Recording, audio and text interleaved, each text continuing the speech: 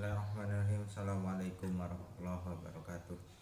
Baik, sebelumnya yang saya hormati dosen pengampu Bapak Umar Sibullah. Langsung saja di sini saya akan membahas perbandingan pendidikan negara Prancis dan Indonesia.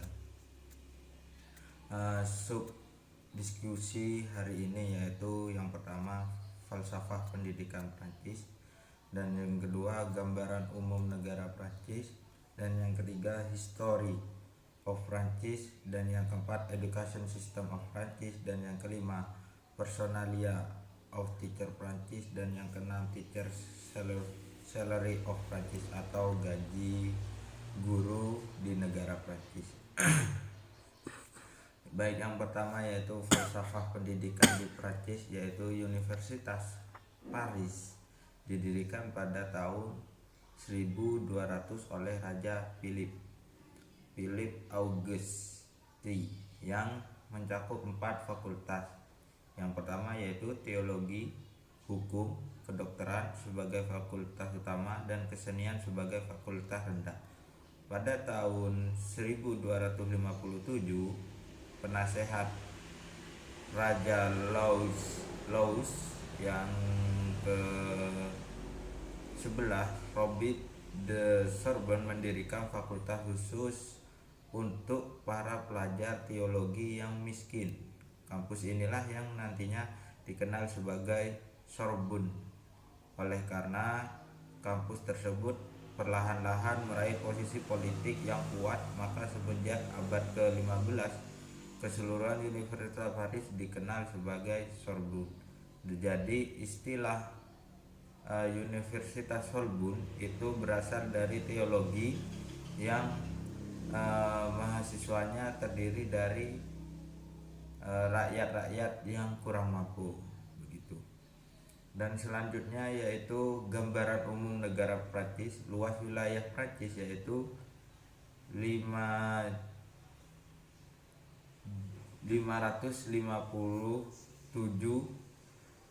km persegi. Letak astronomis 420 LU, 510 LU, dan 500 BB sampai 80 BT. Letak geografis terletak di wilayah Eropa Barat. Batas-batasnya yaitu utara adalah Selat Channel, Belgia, Jerman, dan Spanyol, Argona, dan laut tengah barat adalah Samudra Atlantik, bentang alam, tanah tinggi purba, lipatan pegunungan muda, dataran rendah, lebaran sungai Rhone, dan pantai laut tengah. Iklimnya di sana yaitu laut sedang. Dan keadaan penduduk pada tahun 2001 jumlah penduduk sebesar 59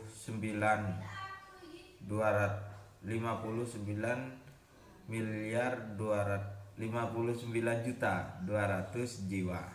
Kepadatannya 106 jiwa kilometer persegi. Pertumbuhan penduduknya 0,4% per tahun. Sebagian besar penduduk Prancis tinggal di kota besar seperti Paris yang merupakan kota metropolitan Prancis. Sebagai besar penduduk Prancis adalah orang Prancis. Ya. Kelompok etnis lainnya adalah orang imigran yang mencari pekerjaan. Mereka datang dari Portugis, Maroko, Italia, dan Tunisia. Jadi rata-rata pendatang atau kalau istilahnya yaitu TKW itu berasal dari Portugis, Maroko, Italia, dan juga Tunisia. Bentuk pemerintahan yaitu sama seperti Indonesia yaitu republik. Bahasa resmi di sana yaitu bahasa Prancis. Nama resmi Republik de France. Maskapai penerbangan Air France, mata uang France, lagu kebangsaan La Marseillaise. agama mayoritas Katolik Roma. Sisanya adalah Protestan, Islam, Yahudi, dan gereja Ortodoks Rusia dan Yunani. Jadi di sana eh, masyarakat Prancis mayoritas itu memeluk agama Katolik Roma. Dan selanjutnya sejarah tentang Prancis atau History of Prancis. Pada awal abad 19, Prancis masih didominasi oleh daerah pedalaman. Jadi pada abad 19 itu dominasi Prancis itu orang pedalaman dengan jumlah penduduk relatif besar yang aktif bidang pertanian. Jadi rata-rata masyarakat Prancis pada abad 19 itu banyak sebagai bidang petani. Jumlah ini menurun 50%. Ya, pada tahun 1900 menurun 90% dan pada tahun 1946 itu menjadi 35%. Pada tahun 1982 salah satu dampak dari transformasi ini terhadap sistem pendidikan adalah perkembangannya dengan cepat pelatihan teknik. Jadi merosotnya para petani di sana akibat transformasi terhadap sistem pendidikan yang berkembang pesat dalam pelatihan teknik, yang selanjutnya melahirkan sekolah-sekolah menengah tingkat atas teknik atau yang disebut Incis Technicuis yang terpisah dari sekolah-sekolah menengah umum yang lebih tradisional. Jadi adanya pemajuan teknologi canggih itu banyak petani yang merosot. Ya, salah satunya seperti sekarang banyaknya petani-petani yang sudah menggunakan traktor atau mesin-mesin canggih begitu. Hampir sepanjang sejarah sistem pendidikan Prancis sangat bersifat sentralistis. Apa itu sentralistis? Yaitu tergantungan dengan pemerintah. Jadi semuanya itu sudah diatur oleh pemerintah. Pembukaan sekolah menengah dan universitas bagi siswa baru yang mayoritas dari kelompok sosial yang dulunya tidak pernah dapat tempat ataupun kaum duafa ya. Menurut aturan yang berlaku sekolah, jadi di sana mayoritas itu dari kaum miskin itu dijunjung untuk mendapatkan pendidikan gratis begitu. Dan ada pula aturan yang berlaku terhadap sekolah yang muridnya kurang dari 12 orang, jadi sekolah tersebut harus ditutup ya, begitu. Jadi ada peraturan di sana itu apabila di dalam sekolah tersebut muridnya itu kurang dari 12 siswa, maka sekolah tersebut harus ditutup begitu. Dan selanjutnya education system of Prancis. Jadi di sini sistem pendidikan di sana. Jika melihat PPT saya ambil subnya saja, poin-poinnya saja. Pada awal Republik Ketiga berdiri ya. Jadi maksudnya di sana yaitu pada awal abad ketiga, pada awal Republik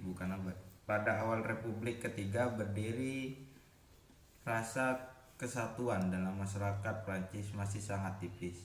Yang ada saat itu masih perasaan pertentangan yang sangat dalam antar pihak yang menerima revolusi Prancis dan yang menolak, dan perjuangan untuk itu. Jadi pada awal Republik Ketiga itu ada pihak-pihak yang menolak dalam revolusi Prancis.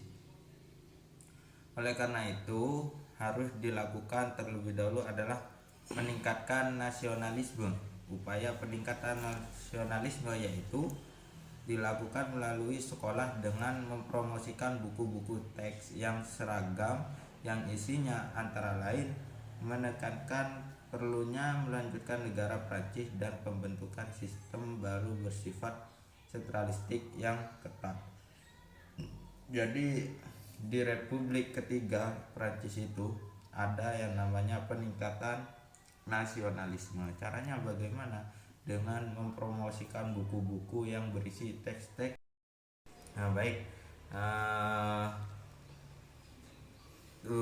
Dua jenis pendidikan yang terdapat di Prancis, yaitu yang pertama jenis pendidikan yang paralel atau sekolah umum pemerintah, dan yang kedua sekolah-sekolah menengah kecil disebut dengan ICES. Ya, sekolah yang terakhir ini sering menampung murid-murid yang berasal dari kelas menengah atau bourgeois yang selalu keberatan mengirim anak-anaknya ke sekolah yang sama bersama anak-anaknya rakyat biasa.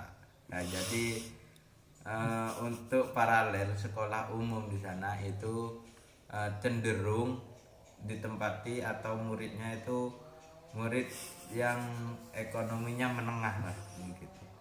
Dan untuk ekonomi elit ya, yaitu yang namanya ICIS. Di sana tujuannya sekolah ICIS yaitu untuk mendidik kelompok elit dan melakukan pengajaran bahasa Yunani dan bahasa Latin karena mata pelajaran ini dianggap sangat berharga dalam pembentukan pikiran. Jadi ICIS di sana itu kelompok-kelompok elit yang diajari bahasa Yunani dan bahasa Latin karena menurut mereka bahasa Yunani dan bahasa Latin itu mudah untuk membentuk sebuah pikiran.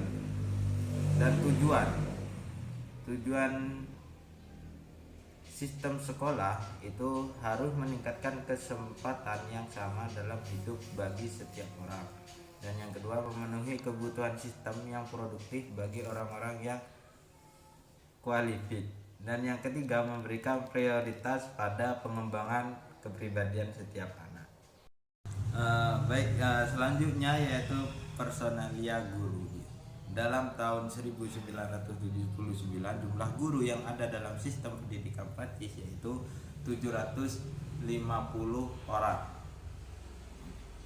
750.000 orang. Dari jumlah itu 10% berada di tingkat pendidikan prasekolah, 32% di tingkat pendidikan dasar, dan 50% di tingkat pendidikan menengah, dan 5,5% di pendidikan tinggi, dan sisanya memegang jabatan selain mengajar. Untuk gaji guru di negara Prancis sendiri yaitu bila dibandingkan dengan Indonesia, gaji guru Prancis tergolong fantastis.